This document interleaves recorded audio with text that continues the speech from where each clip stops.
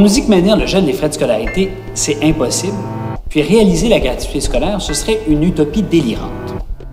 Pourtant, on sait très bien que le gel a contribué au maintien d'une meilleure accessibilité au Québec que dans tout le reste du Canada. De plus, le gel des frais de scolarité, c'est pas très coûteux. En fait, ça coûte strictement rien. C'est tout simplement le maintien du statu quo. La gratuité scolaire, quant à elle, celle qui participerait à faire que tout le monde au Québec puisse accéder aux études sans considération aucune pour l'épaisseur de son portefeuille, eh bien, la gratuité scolaire coûterait 700 millions de dollars annuels à réaliser.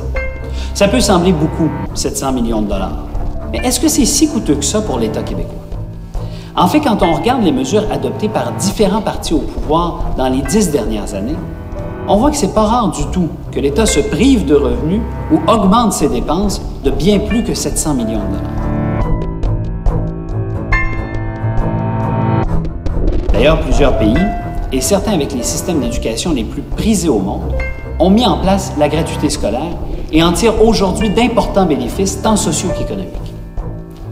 Au contraire, les États qui ont opté pour des frais de scolarité élevés ont les systèmes d'éducation les plus inégalitaires du monde. Là-bas, c'est surtout les enfants des parents riches qui ont accès aux études supérieures. L'Ontario a fait à cet égard-là une expérience plutôt douloureuse. Ils ont augmenté les frais de scolarité en médecine et ils ont vu une diminution importante des étudiants provenant des ménages avec des revenus de moins de 80 000 $ par année.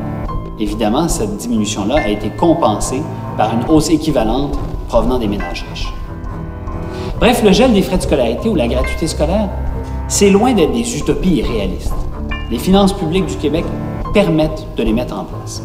D'ailleurs, ce seraient les seules mesures qui nous permettraient d'éviter un système d'éducation inégalitaire et à deux vitesses.